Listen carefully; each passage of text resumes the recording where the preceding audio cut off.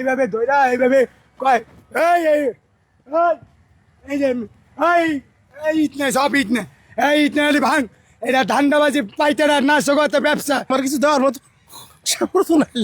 আমি এই খেলামটা দিলাম, একটা পাঞ্জাবি দিলাম। এখানে অনেক মানুষ সেজদা দিছে, নামাজ পড়ে। এই জায় নামাজটা ফালায়া দেয়, মনে করি না যে সে মুসলমানের, অর্থাৎ তার ভিতরে কোনো মনুষ্যত্ব ছিল।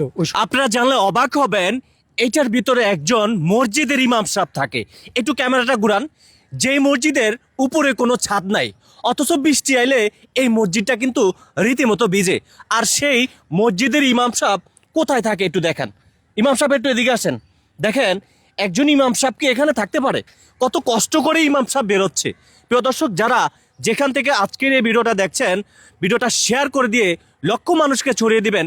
গতকালকে আমি একটা ভিডিও করার পরে সেই ভিডিওতে কমেন্ট এসেছে, প্রায় 1500 কমেন্ট করেছে এই মসজিদের নাম দেওয়া হোক